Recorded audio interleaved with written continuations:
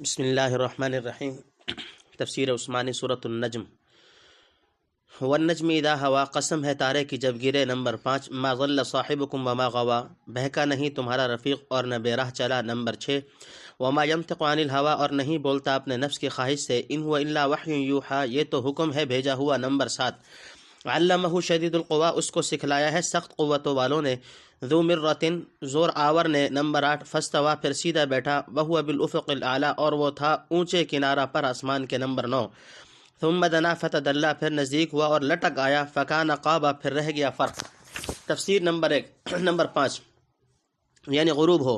Number 6، حضرت صلی اللہ علیہ وسلم کی راست روی، رفیق سے مراد نبی کریم صلی اللہ علیہ وسلم ہے، یعنی نہ آپ غلط فہمی کی بنا پر راستہ سے بہکے، نہ اپنے قصد و اختیار سے جان بوجھ کر بے راہ چلے، بلکہ جس طرح آسمان کے ستارے طلوع سے لے کر غروب تک ایک مقرر رفتار سے معین راستے پر چلے جاتے ہیں، کبھی ادھر ادھر ہٹنے کا نام نہیں لیتے، آفتاب نبوت بھی اللہ کے مقرر کیے ہوئے راستہ پر برابر چلا جاتا ہے۔ ممکن نہیں ایک قدم ادھر یا ادھر پڑ جائے، ایسا ہو تو ان کی بعثت سے جو غرض متعلق ہے وہ حاصل نہ ہو۔ انبیاء علیہم السلام آسمان نبوت کے ستارے ہیں جن کی روشنی اور رفتار سے دنیا کی رہنمائی ہوتی ہے، اور جس طرح تمام ستاروں کے غائب ہونے کے بعد آفتاب درخشاں طلوع ہوتا ہے، ایسے ہی تمام انبیاء کی تشریف بری کے بعد آفتاب محمدی مطلع عرب سے طلوع ہوا۔ پس اگر قدرت نے ان ظاہری ستاروں کا نظام اس قدر محکم بنایا ہے کہ اس میں کسی طرح کے تزلزل اور اختلال کی گنجائش نہیں،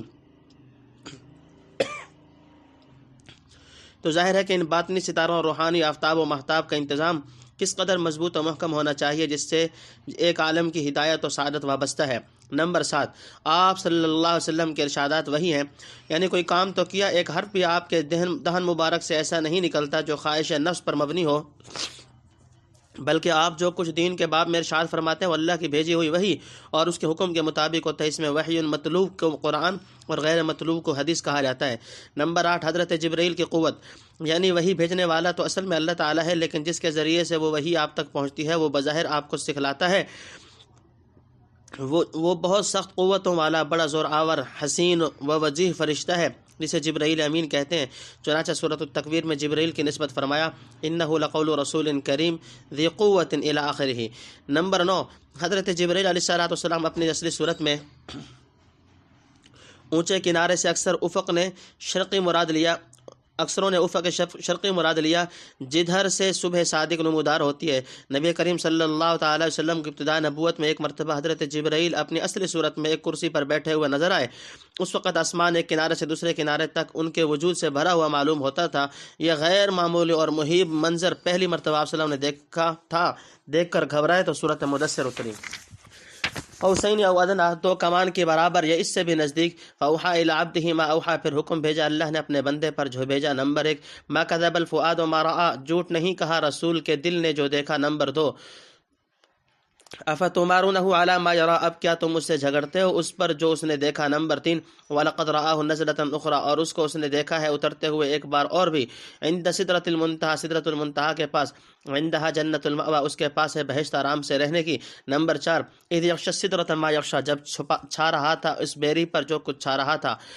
نمبر 5، ما زاغ البصر وما طغى، بہکی نہیں نگاہ اور نہ حد سے بڑھی۔ نمبر 6، لقد رأى من آیات ربہ الکبریٰ، بے شک دیکھے اس نے اپنے رب کے بڑے نمونے۔ نمبر 7، افرأیتم اللات والعزیٰ، بھلا تم دیکھو تو لات اور عزیٰ کو، ومناة الثالثة الأخرى، اور منات تیسرے پچھلے کو۔ نمبر 8، الکم الذکر وله الانثى، کیا تم کو تو ملے بیٹے اور اس کو بیٹیاں۔ تلک اذا قسمۃ ضیزیٰ، یہ بانٹنا تو بہت بھونڈا۔ نمبر 9، ان ہی الا اسماء سمیتموها انتم وآباؤکم ما انزل اللہ بها من سلطان، یہ سب نام ہیں جو رکھ لیے ہیں تم نے اور تمہارے باپ دادوں نے، اللہ نے نہیں اتاری ان کی کوئی سند۔ نمبر 10، ان یتبعون، محض اٹکل پر چلتے ہیں۔ تفسیر نمبر 1، قوسین کا فاصلہ، یعنی جبرائیل اپنے اصلی مستقر سے تعلق رکھنے کے باوجود نیچے اترے اور حضرت صلی اللہ علیہ وسلم سے اس قدر نزدیک ہو گئے کہ دونوں کے درمیان 2 ہاتھ یا 2 کمانوں سے زیادہ فاصلہ نہ تھا۔ اس وقت اللہ تعالیٰ اپنے خاص بندہ یعنی محمد رسول اللہ صلی اللہ علیہ وسلم پر وحی بھیجی۔ غالباً اس سے مراد سورہ مدثر کی آیات ہیں، یا ایھا المدثر قم فانذر الی آخرہ، یا کچھ اور احکام ہوں گے۔ تنبیہ، فکان قاب قوسین او ادنی میں محققین کے نزدیک اوشک کے لیے نہیں بلکہ اس قسم کی ترکیب پوری تاکید اور مبالغہ کے ساتھ زیادہ کی نفی کے لیے ہوتی ہے، یعنی تعیین کر کے یہ بتلانا مقصود ہے کہ قوسین کا فاصلہ تھا یا اس سے بھی کم، ہاں اتنا ظاہر کر دینا کہ کسی حال اور کسی طرح اس سے زائد نہ تھا۔ وفی اقوال اخر ذکرها المفسرون، نمبر 2، آنکھوں سے حضرت جبرائیل صلی اللہ علیہ وسلم کی رویت، یعنی جبرائیل کو آپ صلی اللہ علیہ وسلم نے آنکھوں سے دیکھا اور اندر سے دل نے کہا کہ اس وقت آنکھ ٹھیک ٹھیک جبرائیل کو دیکھ رہی ہے، کوئی غلطی نہیں کر رہی کہ کچھ کا کچھ نظر آتا ہو، ایسا کہنے میں آپ کا دل سچا تھا۔ حق تعالیٰ اسی طرح پیغمبروں کے دلوں میں فرشتے کی معرفت ڈال دیتے ہیں، ورنہ رسول کو خود اطمینان نہ ہو تو دوسروں کو اطمینان کہاں سے دستیاب ہو سکتا ہے۔ نمبر 3، یعنی وہی بھیجنے والا اللہ، لانے والا فرشتہ جس کی صورت و سیرت نہایت پاکیزہ اور فہم و حفظ وغیرہ کی تمام قوتیں کامل، پھر اتنا قریب ہو کر وہی پہنچائے، پیغمبر اس کو اپنی آنکھ سے دیکھے، اس کا صاف اور روشن دل اس کی تصدیق کرے، تو کیا ایسی دیکھی بھالی چیز میں تم کو حق ہے کہ اس سے فضول بحث و تکرار کرو اور جھگڑے نکالو؟ اذا لم تر الہلال فسلم للناس رأوه بالابصار۔ نمبر 4، دوبارہ حضرت جبرائیل کو دیکھنا۔ حضرت شاہ صاحب رحمۃ اللہ علیہ لکھتے ہیں کہ دوسری بار جبرائیل کو اپنی اصلی صورت پر دیکھا معراج کی رات میں، 7 آسمان سے اوپر جہاں درخت ہے بیری کا، وہ حد ہے نیچے اور اوپر کی، نیچے کے لوگ اوپر نہیں پہنچتے اور اوپر کے نیچے نہیں اترتے، اس کے پاس بہشت کو دیکھا۔ تنبیہ، جس طرح جنت کے انگور، انار وغیرہ کو دنیا کے پھلوں اور میووں پر قیاس نہیں کر سکتے، محض اشتراک اسمی ہے، اسی بیری کے درخت کو بھی یہاں کے بیروں پر قیاس نہ کیا جائے، جو اللہ ہی جانتا ہے کہ وہ بیری کس طرح کی ہوگی۔ بہرحال وہ درخت ادھر اور ادھر کی سرحد پر واقع ہے، جو اعمال وغیرہ ادھر سے چڑھتے ہیں، جو احکام وغیرہ ادھر سے اترتے ہیں، سب کا منتہا وہی ہے۔ مجموعہ روایات سے یوں ہی سمجھ میں آتا ہے کہ اس کی جڑ 6 آسمان میں ہے اور پھیلاؤ 7ویں آسمان میں ہوگا، واللہ عالم۔ نمبر 5، معراج میں سدرۃ المنتہا پر فرشتوں کا ہجوم، یعنی حق تعالیٰ کے انوار و تجلیات اس درخت پر چھا رہے تھے اور فرشتوں کی کثرت و ہجوم کا یہ عالم تھا کہ ہر پتے کے ساتھ ایک فرشتہ نظر آتا تھا۔ بعض روایات میں ہے کہ ما یغشا سنہری پروانے تھے، نہایت خوش رنگ، جن کے دیکھنے سے دل کھنچا جائے۔ اس وقت درخت کی بہار اور رونق اور اس کا حسن و جمال ایسا تھا کہ کسی مخلوق کی طاقت نہیں کہ لفظوں میں بیان کر سکے۔ معراج میں رؤیت باری تعالیٰ کا مسئلہ، شاید ابن عباس رضی اللہ تعالیٰ عنہ وغیرہ کے قول کے موافق معراج میں جو اللہ تعالیٰ کا دیدار حضور صلی اللہ علیہ وسلم کو ہوا، اس کا بیان اسی آیت کے ابہام میں منظور و منطوی و مندرج ہو، کیونکہ پہلی آیتوں کے متعلق تو عائشہ صدیقہ رضی اللہ تعالیٰ عنہ کے حادث میں تصریح ہے کہ ان سے رؤیت رب مراد نہیں، محض رؤیت جبرائیل مراد ہے۔ ابن کثیر نے مجاہد سے، جو ابن عباس کے اخص اصحاب میں سے ہیں، اسی آیت کے تحت یہ الفاظ نقل کیے ہیں کہ کان آسان اغصان السدرۃ لؤلؤا ویاقوتا وزبرجدا فرآها محمد صلی اللہ علیہ وسلم ورآ ربہ بقلبہ۔ اور یہ رویت چونکہ صرف قلب سے نہ تھی بلکہ قلب اور بصر دونوں کے دیدار سے حصہ مل رہا تھا، جیسا کہ ما ذاق البصر سے ظاہر ہوتا ہے۔ شاید اس لیے ابن عباس نے طبرانی کی بعض روایات میں فرمایا رآہ مرتین، مرۃ بقلبہ و مرۃ ببصرہ۔ یہاں 2 مرتبہ دیکھنے کا مطلب یہ ہو کہ ایک ہی وقت میں 2 طرح دیکھا، کما قالوا فی حدیث انشق القمر بمکۃ مرتین، ظاہری آنکھ سے بھی اور دل کی آنکھوں سے بھی، لیکن یاد رہے کہ یہ رؤیت وہ نہیں جس کی نفی لا تدرک الابصار میں کی گئی، کیونکہ اس سے غرض احاطہ کی نفی کرنا ہے، یعنی نگاہیں اس کا احاطہ نہیں کر سکتے۔ رؤیت باری پر ایک اشکال کا جواب، علاوہ بنی ابن عباس رضی اللہ تعالیٰ عنہ سے جب سوال کیا گیا کہ دعویٰ رؤیت آیت لا تدرک الابصار کے مخالف ہے، تو فرمایا وَيْحَكَ ذَاكَ إِذَا تَجَلَّى بِنُورِهِ الَّذِي هُوَ نُورُهُ، رواہ الترمذی۔ معلوم ہوا کہ خداوند قدوس کی تجلیات و انوار متفاوت ہیں، بعض انوار قاہرہ للبصر ہیں، بعض نہیں، اور رؤیت رب فی الجملہ دونوں درجوں پر صادق آتی ہے، اور اس لیے کہا جا سکتا ہے کہ جس درجے کی رؤیت مومنین کو آخرت میں نصیب ہوگی، جبکہ نگاہیں تیز کر دی جائیں گی جو اس تجلی کو برداشت کر سکیں، وہ دنیا میں کسی کو حاصل نہیں۔ ہاں، ایک خاص درجہ کی رؤیت سیدنا محمد رسول اللہ صلی اللہ علیہ وسلم کو شب معراج میں ابن عباس کی روایت کے موافق میسر ہوئی، اور اس خصوصیت میں کوئی بشر آپ صلی اللہ علیہ وسلم کا شریک و سہیم نہیں۔ نیز انہی انوار و تجلیات کے تفاوت و تنوع پر نظر کرتے ہوئے کہا جا سکتا ہے کہ عائشہ اور ابن عباس رضی اللہ تعالیٰ عنہما کے اقوال میں کوئی تعارض نہیں، شاید وہ نفی ایک درجہ میں کرتی ہے ہوں اور یہ اس بات دوسرے درجہ میں کر رہے ہوں، اور اسی طرح ابو ذر رضی اللہ تعالیٰ عنہ کی روایت رأیت نورا او نور ان اراہ میں تطبیق ممکن ہے، واللہ سبحانہ و تعالی عالم۔ نمبر 6، یعنی آنکھ نے جو کچھ دیکھا پورے تمکن و اتقان سے دیکھا، نہ نگاہ ٹیڑھی تیزی ہو کر داہنے بائیں ہٹی، نہ مبصر سے تجاوز کر کے آگے بڑھی، بس اسی چیز پر جمی رہی جس کا دکھلانا منظور تھا۔ بادشاہوں کے دربار میں جو چیز دکھلائی جائے اس کو نہ دیکھنا اور جو نہ دکھلائی جائے اس کا تاکنا، دونوں عیب ہیں۔ آپ صلی اللہ علیہ وسلم ان دونوں سے پاک تھے۔ نمبر 7، اذ یغشی السدرۃ کے فائدہ میں جو بیان ہو چکا، اس کے علاوہ جو اور نمونے دیکھے ہوں گے وہ اللہ ہی جانتا ہے۔ اکنو کر دماغ کے پرسد زباغ باغ بلبل چے گفت و گل چے شنید و صبا چہ کرد۔ نمبر 8، لات اور عزا اور منات، یعنی اس لامحدود عظمت و جلال والے خدا کے مقابلے میں ان حقیر و ذلیل چیزوں کا نام لینے سے شرم آنی چاہیے۔ تنبیہ، لات عزا منات ان بتوں کے نام اور دیویوں کے نام ہیں جن میں لات طائف والوں کے ہاں بہت معظم تھا، منات اوس اور خزرج کے ہاں، اور عزا قریش اور بنی کنانہ میں۔ یہ حضرات ان کو بڑا یہ قبیلے ان کو دونوں سے بڑا سمجھتے تھے۔ ان کے نزدیک اول عزا جو مکہ کے قریب نخلا میں تھا، پھر لات جو طائف میں تھا، پھر سب سے پیچھے تیسرے درجے میں منات تھا جو مکہ سے دور مدینہ کے نزدیک واقع تھا۔ علامہ یاقوت نے معجم البلدان میں یہ ترتیب نقل کی ہے اور لکھا ہے کہ قریش مکہ کعبہ کا طواف کرتے ہوئے یہ الفاظ کہتے تھے: واللات والعزى ومنات الثالثة الأخرى هؤلاء الغرانيق العلا وإن شفاعتهن لترتجى۔ غرانیق العلا کے واقعے کی توجیہ، کتب تفسیر میں اس موقع پر ایک قصہ نقل کیا گیا جو جمہور محدثین کے اصول پر درجہ صحت کو نہیں پہنچتا۔ اگر فی الواقع اس کو کوئی اصل ہے تو شاید یہی ہوگی کہ آپ نے مسلمانوں اور کافروں کے مخلوط مجمع میں یہ صورت پڑھی۔ کفار کی عادت تھی کہ لوگوں کو قرآن سننے نہ دیں اور بیچ میں گڑبڑ مچا دیں۔ کما قال تعالی وقال الذين كفروا لا تسمعوا لهذا القرآن والغوا فيه لعلكم تغلبون۔ حامیم سجدہ رکوع نمبر 4۔ جب یہ آیت پڑھی تو کسی کافر شیطان نے آپ صلی اللہ علیہ وسلم کے آواز میں لا کر آپ ہی کے لب و لہجے سے وہ الفاظ کہہ دیے ہوں گے جو ان کی زبانوں پر چڑھے ہوئے تھے۔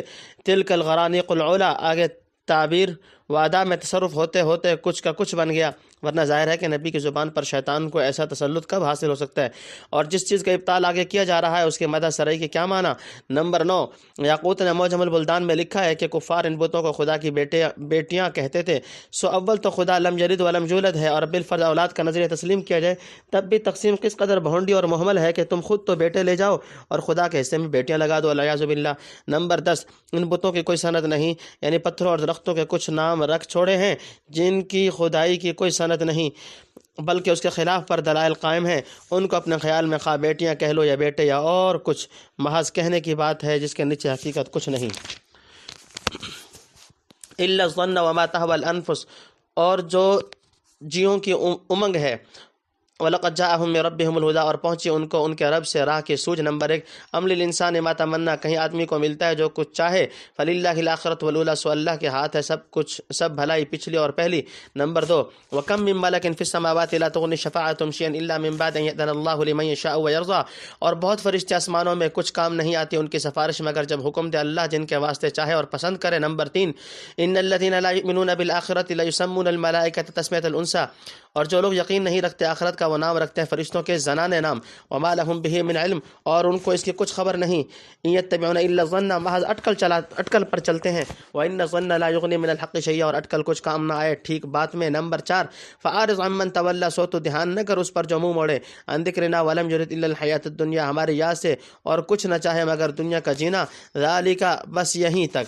تفسیر نمبر 1، یعنی باوجود ہے کہ اللہ کے پاس ہدایت کی روشنی آ چکی اور وہ سیدھی راہ دکھا چکا، مگر یہ احمق انہی اوہام و احوا کے طریقوں میں پھنسے ہوئے ہیں جو کچھ اٹکل پیچو ان ذہن میں آ گیا اور دل میں امنگ پیدا ہوئی کر گزرے، تحقیق و بصیرت کے راہ سے کچھ سروکار نہیں۔ نمبر 2، بتوں کی سفارش محض وہم ہے، یعنی سمجھتے ہیں یہ بت ہمارے سفارشی بنیں گے۔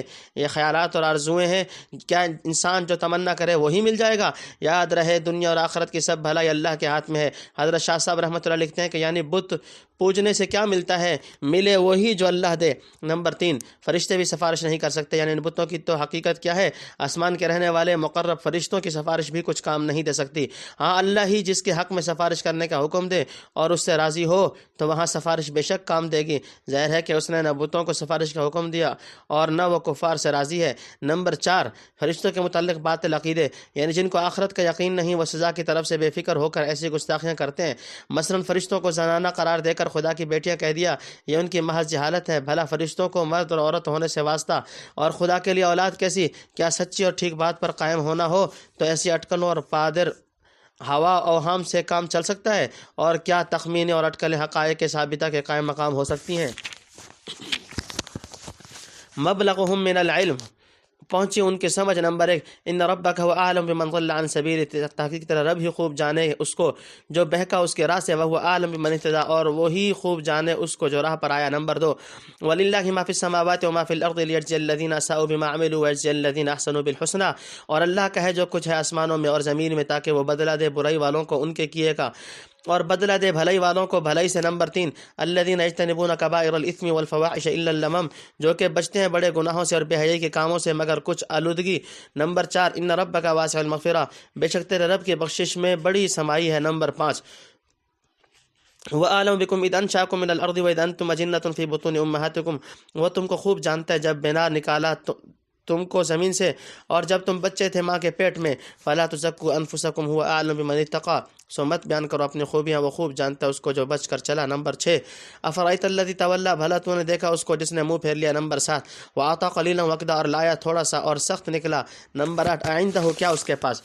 تفسیر نمبر 1 کفار کی عقلیں محدود اور ناقص ہیں، یعنی جس کا اوڑھنا بچھونا یہی دنیا کی چند روزہ زندگی ہو کہ اس میں منہمک ہو کر کبھی خدا کو اور آخرت کو دھیان میں نہ لائے، آپ اس کی بکواس کو سن کر دھیان میں نہ لائیں، وہ خدا سے منہ موڑتا ہے اور آپ صلی اللہ علیہ وسلم اس کی شرارت اور کجروی کی طرف سے منہ پھیر لیں۔ سمجھانا تھا سو سمجھا دیا۔ ایسی ہی بدطینت اشخاص سے قبول حق کی توقع رکھنا اور ان کے غم میں اپنے کو گھلانا بیکار ہے۔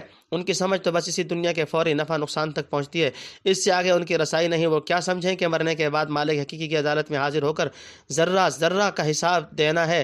ان کی تمام تر علمی جدوجہد صرف بہائم کی طرح پیٹ بھرنے اور شہوت فروغ کرنے کے لیے ہے۔ نمبر 2 یعنی جو گمراہی میں پڑا رہا اور جو راہ پر آیا، ان سب کو اور ان کے مخفی استعدادوں کو اللہ تعالیٰ ازل سے جانتا ہے، اسی کے موافق ہو کر رہے گا۔ ہزار جتن کرو اس کے علم کے خلاف ہرگز واقع نہیں ہو سکتا، نیز وہ اپنے علم محیط کے موافق ہر ایک سے ٹھیک ٹھیک اس کے حوال کے مناسب معاملہ کرے گا، لہٰذا آپ یکسو ہو کر ان مانتین کا معاملہ خدا کے سپرد کریں۔ نمبر 3 جزا و سزا کا اثبات، یعنی ہر شخص کا حال اس کو معلوم ہے اور زمین و آسمان کی ہر چیز پر اس کا قبضہ، پھر نیک و بد کا بدلہ دینے سے کیا چیز مانے ہو سکتی ہے؟ بلکہ غور سے دیکھو تو زمین و آسمان کا یہ سارا کارخانہ پیدا ہی اسی لیے کیا تھا کہ اس کے نتیجہ میں زندگی کا ایک دوسرا غیر فانی سلسلہ قائم کیا جائے، جہاں بروں کو ان کی برائی کا بدلہ ملے اور نیکوں کے ساتھ ان کی بھلائی کے صلے میں بھلائی کی جائے۔ نمبر 4 کبیرہ اور صغیرہ گناہ کبیرہ اور صغیرہ کا فرق سورہ نساء کے فوائد میں مفصل گزر چکا۔ لمم کی تفسیر میں کئی قول ہیں، بعض نے کہا جو خیالات وغیرہ گناہ کے دل میں آئیں مگر ان کو عمل میں نہ لائے وہ لمم میں ہیں، بعض نے صغیرہ گناہ مراد لیے، بعض نے کہا کہ جس گناہ پر اصرار نہ کرے یا اس کی عادت نہ ٹھہرائے یا جس گناہ سے توبہ کر لے وہ مراد ہے۔ ہمارے نزدیک بہترین تفسیر وہی ہے جو مترجم حق قدس اللہ روح نے سورہ نساء کے فوائد میں اختیار کیا، لیکن یہاں ترجمہ میں دوسرے معنی کی بھی گنجائش رکھی ہے۔ نمبر 5 اسی لیے بہت سے چھوٹے موٹے گناہوں سے درگزر فرماتا ہے اور توبہ قبول کرتا ہے، گناہ گار کو مایوس نہیں ہونے دیتا۔ اگر ہر چھوٹی بڑی خطا پر پکڑنے لگے تو بندہ کا ٹھکانہ کہاں۔ نمبر 6 خود ستائی کی مذمت، یعنی اگر تقویٰ کی کچھ توفیق اللہ نے دی تو شیخی نہ مارو اور اپنے کو بہت بزرگ نہ بناؤ، وہ سب کی بزرگی اور پاک بازی کو خوب جانتا ہے اور اس وقت سے جانتا ہے جب تم نے ہستی کے اس دائرہ میں قدم بھی نہ رکھا تھا۔ آدمی کو چاہیے کہ اپنی اصل کو نہ بھولے جس کی ابتدا مٹی سے تھی، پھر بطن مادر کی تاریکیوں میں ناپاک خون سے پرورش پاتا رہا، اس کے بعد کتنی جسمانی و روحانی کمزوریوں سے دوچار ہوا، آخر میں اگر اللہ نے اپنے فضل سے ایک بلند مقام پر پہنچا دیا تو اس کو اس قدر بڑھ چڑھ کر دعوے کرنے کا استحقاق نہیں۔ جو واقعی متقی ہوتے ہیں وہ دعویٰ کرتے ہوئے شرماتے ہیں اور سمجھتے ہیں کہ اب بھی پوری طرح کمزوریوں سے پاک ہو جانا بشریت کی حد سے باہر ہے، کچھ نہ کچھ آلودگی سب کو ہو جاتی ہے الا من عصمہ اللہ۔ نمبر 7 یعنی اپنے اصل کو بھول کر خالق و مالک حقیقی کی طرف سے منہ پھیر لینا۔ نمبر 8 ولید بن مغیرہ کا واقعہ، حضرت شاہ صاحب رحمۃ اللہ لکھتے ہیں کہ یعنی تھوڑا سا ایمان لانے لگا پھر اس کا دل سخت ہو گیا۔ مجاہد وغیرہ کہتے ہیں یہ آیت ولید بن مغیرہ کے بارے میں نازل ہوئی، حضور صلی اللہ علیہ وسلم کی باتیں سن کر اس کو اسلام کی طرف تھوڑی سی رغبت چلی تھی اور کفر کی سزا سے ڈر کر قریب تھا کہ مشرب اسلام ہو جائے۔ کافر نے کہا کہ ایسا مت کر، میں تیرے سب جرائم اپنے اوپر لے لیتا ہوں، تیری طرف سے میں سزا بھگت لوں گا بشرط کہ اس قدر مال مجھ کو دے دیا جائے۔ اس نے وعدہ کر لیا اور مقررہ رقم کی کچھ قسط ادا کر کے باقی سے انکار کر دیا۔ اس صورت میں وعطا قلیلا وقدا کے معنی یہ ہوں گے کچھ مال دیا پھر ہاتھ کھینچ لیا۔ علم الغیب فہو یری، خبر ہے غیب کی جو سو وہ دیکھتا ہے۔ نمبر 1 ام لم ینبأ بما فی صحف موسیٰ، کیا اس کو خبر نہیں پہنچی اس کی جو ہے ورقوں میں موسیٰ کے، و ابراہیم الذی وفی، اور ابراہیم کے جس نے کہ اپنا قول پورا اتارا۔ نمبر 2 اللہ تزر وازرۃ وزر اخری، کہ اٹھاتا نہیں کوئی اٹھانے والا بوجھ کسی دوسرے کا۔ نمبر 3 ولیس للانسان الا ما سعی، اور یہ کہ آدمی کو وہی ملتا ہے جو اس نے کمایا۔ نمبر 4 وان سعیہ سوف یری، اور یہ کہ اس کی کمائی اس کو دکھلانی ضرور ہے۔ ثم یجزاہ الجزاء الاوفیٰ، پھر اس کو بدلہ ملنا اس کا پورا بدلہ۔ نمبر 5 وَأَنَّ إِلَىٰ رَبِّكَ الْمُنتَهَىٰ، اور یہ کہ تیرے رب تک سب کو پہنچنا ہے۔ نمبر 6 وَأَنَّهُ أَضْحَكَ وَأَبْكَىٰ، اور یہ کہ وہی ہے ہنساتا اور رلاتا۔ وَأَنَّهُ أَمَاتَ وَأَحْيَا، اور یہ کہ وہی ہے مارتا اور جلاتا۔ وَأَنَّهُ خَلَقَ الزَّوْجَيْنِ الذَّكَرَ وَالْأُنثَىٰ، اور یہ کہ اسی نے بنایا جوڑا نر اور مادہ۔ نمبر 7 من نطفة إذا تمنى، ایک بوند سے جب ٹپکائی جائے۔ وَأَنَّ عَلَيْهِ النَّشْأَةَ الْأُخْرَىٰ، اور یہ کہ اس کے ذمہ ہے دوسری دفعہ اٹھانا۔ نمبر 8 وَأَنَّهُ أَغْنَىٰ وَأَقْنَىٰ، اور یہ کہ اس نے دولت دی اور خزانہ۔ نمبر 9 وَأَنَّهُ هُوَ رَبُّ الشِّعْرَىٰ، اور یہ کہ وہی ہے رب شعراء کا۔ نمبر 10 وَأَنَّهُ أَهْلَكَ عَادًا الْأُولَىٰ، اور یہ کہ اس نے غارت کیا عاد پہلے کو۔ نمبر 11 تفسیر نمبر 1 یعنی کیا یہ غیب کی بات دیکھا آیا ہے کہ آئندہ اس کو کفر کی سزا نہ ملے گی اور دوسرے کو اپنی جگہ پیش کر کے چھوٹ جائے گا۔ نمبر 2 حضرت ابراہیم علیہ السلام کا ایفا عہد، یعنی ابراہیم علیہ السلام اپنے قول و قرار اور عہد و پیمان کی پابندی میں پورا اترا اور اللہ کے حقوق پوری طرح ادا کیا اور اس کے احکام کی تعمیل میں ذرا بھر تقصیر نہ کی۔ نمبر 3 یعنی موسیٰ اور ابراہیم کے صحیفوں میں یہ مضمون تھا کہ خدا کے ہاں کوئی مجرم دوسرے کا بوجھ نہیں اٹھا سکتا، ہر ایک کو اپنی اپنی جواب دہی بذات خود کرنا ہوگی۔ نمبر 4 ہر شخص اپنے اعمال کا جواب دہ ہے، یعنی آدمی جو کچھ کوشش کر کے کماتا ہے وہی اس کا ہے، کسی دوسرے کی نیکیاں لے اڑے یہ نہیں ہو سکتا۔ باقی کوئی خود اپنی خوشی سے اپنے بعض حقوق دوسرے کو ادا کرے اور اللہ اس کو منظور کر لے، وہ الگ بات ہے جس کی تفصیل حدیث و فقہ سے معلوم ہو سکتی ہے۔ نمبر 5 یعنی ہر ایک کی سعی و کوشش اس کے سامنے رکھ دی جائے گی اور اس کا پورا بدلہ دیا جائے گا۔ نمبر 6 یعنی تمام علوم و افکار اور سلسلہ وجود کی انتہا اسی پر ہوتی ہے اور سب کو آخرکار اسی کے پاس پہنچنا ہے، وہیں سے ہر ایک کو نیکی بدی کا پھل ملے گا۔ نمبر 7 یعنی اس عالم میں تمام متضاد و متقابل احوال اسی نے پیدا کیے ہیں، خیر و شر کا خالق وہی ہے، خوشی یا غم کی کیفیات، بھیجنا ہنسانا، رولانا مارنا جلانا اور کسی کو نر کسی کو مادہ بنانا اسی کا کام ہے۔ نمبر 8 یعنی جس نے ایک قطرہ آپ سے نر و مادہ پیدا کر دیا، دوبارہ پیدا کرنا کیا مشکل ہے، یہ درمیان میں ایک پیدائش سے دوسری پیدائش پر متنبع کر دیا۔ نمبر 9 یعنی مال خزانہ جائیدادیں سب اسی کی دی ہوئی ہیں، اور بعض نے اقنا کے معنی افقر کے کیے ہیں، یعنی اسی نے کسی کو غنی اور کسی کو فقیر بنا دیا۔ یہ معنی پہلے سیاق کے مناسب معلوم ہوتے ہیں کیونکہ متقابل چیزوں کا ذکر چلا آ رہا ہے۔ اگر پہلا مطلب لیا جائے تو اس کے مقابل اہلاک رکھا جائے گا جس کا ذکر آگے آتا ہے، یعنی خزانے اور مال و دولت دے کر وہی بڑھاتا ہے اور وہی بڑی بڑی دولت مند اور طاقتور قوموں کو تباہ و برباد کرتا ہے۔ نمبر 10 شعراء ستارے کا رب بھی اللہ ہی ہے۔ شعراء ایک بہت بڑا ستارہ ہے جس کو بعض عرب پوجتے تھے اور سمجھتے تھے کہ عالم کے حوال میں اس کی بہت بڑی تاثیر ہے۔ یہاں بتلا دیا کہ شعراء کا رب بھی اللہ ہے، دنیا کے تمام الٹ پھیر اسی کے دست قدرت میں ہے۔ شعراء غریب بھی ایک ادنا مزدور کی طرح اس کا حکم بجا لاتا ہے، اس میں مستقل تاثیر کچھ بھی نہیں ہے۔ نمبر 11 یعنی حضرت ہود علیہ السلام کی قوم۔ وثمود فما ابقى، اور سمود کو پھر کسی کو باقی نہ چھوڑا۔ وقوم نوح من قبل انهم كانوا هم اظلم واتقى، اور نوح کی قوم کو پہلے ان سے وہ تو تھے اور بھی ظالم اور شریر۔ نمبر 1 والمؤتفكة اهوى، اور الٹی بستی کو پٹک دیا۔ فغشاها مغشا، پھر آ پڑا اس پر جو کچھ آ پڑا۔ نمبر 2 فبأي آلاء ربك تتمارى، اب تو کیا کیا نعمت ہے اپنے رب کی جٹلائے گا۔ نمبر 3 هذا نذير من النذر الاولى، یہ ایک ڈر سنانے والا ہے پہلے سنانے والوں میں کا۔ نمبر 4 آزفۃ الآزفہ، آ پہنچی آنے والی۔ لیس لها من دون اللہ کاشفہ، کوئی نہیں اس کو اللہ کے سوا کھول کر دکھانے والا۔ نمبر 5 افمن هذا الحديث تعجبون، کیا تم کو اس بات سے تعجب ہوتا ہے۔ وتضحكون ولا تبكون، اور ہنستے ہو روتے نہیں۔ وانتم سامدون، اور تم کھلاڑیاں کرتے ہو۔ نمبر 6 فاسجدوا للہ واعبدوا، سجدہ کرو اللہ کے آگے اور بندگی۔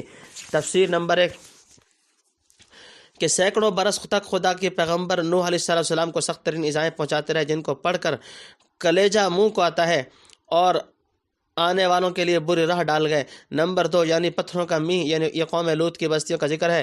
نمبر 3 یعنی ایسے مفسد اور ظالم اور باغیوں کا تباہ کر ڈالنا بھی اللہ تعالیٰ کا بھاری انعام ہے، کیا ایسی نعمتوں کو دیکھ کر بھی انسان اپنے رب کو جٹلاتا ہی رہے گا۔ نمبر 4 یعنی حضرت محمد صلی اللہ علیہ وسلم مجرموں کو اسی طرح برے انجام سے ڈرانے والے ہیں جیسے ان سے بیشتر دوسرے نبی ڈرا چکے۔ نمبر 5 قیامت بہت قریب ہے، یعنی قیامت قریب آ ہی لگی جس کا ٹھیک وقت اللہ کے سوا کوئی کھول کر نہیں بتا سکتا، اور جب وقت معین آ جائے تو کوئی طاقت اس کو دفع نہیں کر سکتی۔ اللہ ہی چاہے تو ہے مگر وہ چاہے گا نہیں۔ نمبر 6 کفار کی ہنسی، یعنی قیامت اور اس کے قرب کا ذکر سن کر چاہیے تھا خوف خدا سے رونے لگتے اور گھبرا کر اپنے بچاؤ کی تیاری کرتے، مگر تم اس کے برخلاف تعجب کرتے اور ہنستے ہو اور غافل و بے فکر ہو کر کھلاڑیاں کرتے ہو۔ نمبر 7، تمام مشرکین اور مسلمانوں کا سجدہ، یعنی عاقل کو زیبا نہیں کہ انجام سے غافل ہو کر نصیحت و فہمائش کی باتوں پر ہنسے اور مذاق اڑائے، بلکہ لازم ہے کہ بندگی کی راہ اختیار کرے اور مطیع و منقاد ہو کر جبین نیاز خداوند قہار کے سامنے جھکا دے۔ تنبیہ، روایت میں ہے کہ سورۃ النجم پڑھ کر آپ صلی اللہ علیہ وسلم نے سجدہ کیا اور تمام مسلمان اور مشرک جو حاضر تھے سجدہ میں گر پڑے۔ حضرت شاہ ولی اللہ رحمۃ اللہ لکھتے ہیں کہ اس وقت سب کو ایک غاشیہ الہیہ نے گھیر لیا تھا، گویا غیبی اور قہری تصرف سے طوعاً و کرہاً سب کو سر بسجود ہونا پڑا۔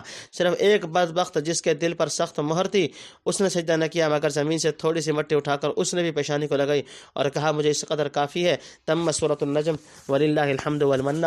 سورۃ النجم الحمدللہ اپنے اختتام کو پہنچی۔